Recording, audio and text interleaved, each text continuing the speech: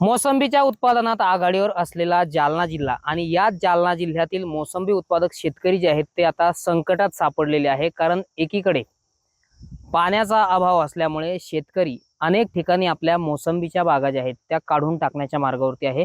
बदनापूर तालुक्यातलं हे चित्र आहे। सोमठाणा शिवारातल्या एका मोसंबीच्या फळबागेत मी उभा आहे। आपण जर पाहिलं तर अनेक वर्षापासून तळहाताच्या फोडाप्रमाणे जपलेल्या या मोसंबीच्या बागा ज्या आहेत त्या आता नष्ट होण्याच्या मार्गावरती आहे। कारण सध्या जर पाहिलं तर उन्हाचा पारा जो आहे तो 41 अंशाच्या पार गेलेला आहे आणि त्यामुळे अनेक ठिकाणच्या मध्यम प्रकल्पामध्ये पाणी पातळीत लक्षणीय घट झालेली आहे। त्यामुळे नागरिकांसोबत आता फळबागाही धोक्यात आल्याचं चित्र खरं तर आपल्याला पाहायला मिळत आहे। आपण जर पाहिलं तर अगदी बारीक मोसंब्या ज्या आहेत त्या या ठिकाणी झाडावरच सुकल्याचं चित्र आपल्याला खरं तर या ठिकाणी पाहायला मिळतंय। त्यामुळे शेतकरी जे आहेत प्रामुख्याने मोसंबी उत्पादक शेतकरी जे आहेत ते संकटात सापडल्याचं चित्र आपल्याला पाहायला मिळतंय। अनेक ठिकाणी फळबागांवर कुऱ्हाड चालवण्यात येत आहे। सध्या जर आपण या बागातलं हे चित्र पाहिलं तर सोमठाणा शिवारातली ही बाग आहे आणि नुकतीच या ठिकाणी या शेतकऱ्याने या बागेवर आता कुऱ्हाड चालवायला सुरुवात केलेली आहे। नेमकी कुऱ्हाड या ठिकाणी का चालवली जात आहे या संदर्भात सविस्तर आपण बातचीत करूया। हे शेतकरी आपल्या सोबत आहेत। दादा, मला नाव सांगा तुमचं? तुकाराम पुंजाराम शिंदे। का तुम्ही कुऱ्हाड चालवताय बागेवर? काय करणार सर, त्याला 7-8 वर्ष झाले फळबाग लावून आहे मी। त्याच्यावर काय त्याला काय माल येत नाही, काय नाही, त्याला पाणी नाही। त्याच्यात शासन असं आहे की आपल्याला काही आर्थिक मदत देत नाही। कारण की पीक विमा भरला तर त्याचे पीक विमा पैसे आमच्यापर्यंत येऊ देत नाही। असे याच्या मागे खूप अडचणी आहे। बरं, आता किती क्षेत्रावर तुमची ही बाग आहे? आमचं सव्वा एकरावर कम से कम 300 झाड आहे आमचं।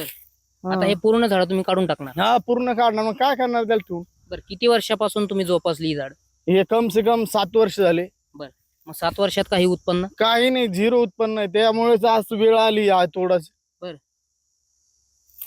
एकूणच आपण जर हे चित्र पाहिलं तर भीषण पाणी टंचाई देखील निर्माण होण्याची शक्यता आहे आणि त्यामुळे फळबागा धोक्यात आलेल्या आहे। दुष्काळाची दाहकता देखील पसरल्याचं चित्र आपल्याला खरं तर या ठिकाणी पाहायला मिळत आहे। ही सगळी जी बाग आहे ती या ठिकाणी आता येणाऱ्या काही दिवसामध्ये तोडली जाणार असल्याचं सुद्धा हे शेतकरी सांगतायत। खरं तर गेल्या 7 ते 8 वर्षापासून ही बाग जी आहे ती तळहाताच्या फोडाप्रमाणे जपलेली होती। मात्र आपण जर पाहिलं तर सध्या उन्हाचा पारा जो आहे तो मोठ्या प्रमाणात वाढत चाललेला आहे आणि त्यामुळं हे शेतकरी जे आहेत ते संकटात सापडलेले आहेत। त्यामुळं या फळबागा ठेवायच्या कशासाठी असा संतप्त सवाल जो आहे तो आपल्याशी बोलताना शेतकऱ्यांनी केलेला आहे। त्यामुळे आपण जर पाहिलं तर जालना जिल्ह्यात अनेक ठिकाणी ही परिस्थिती जी आहे ती निर्माण झालेली आहे। त्यामुळं सद्यस्थितीला आपण जर पाहिलं तर जालना जिल्ह्यात अनेक ठिकाणी मोसंबी उत्पादक शेतकरी आपल्या फळबागा वाचवण्यासाठी धडपड करताना पाहायला मिळत आहे। रामनाथ ढाकणे, TV9 मराठी, सोमठाणा, बदनापूर।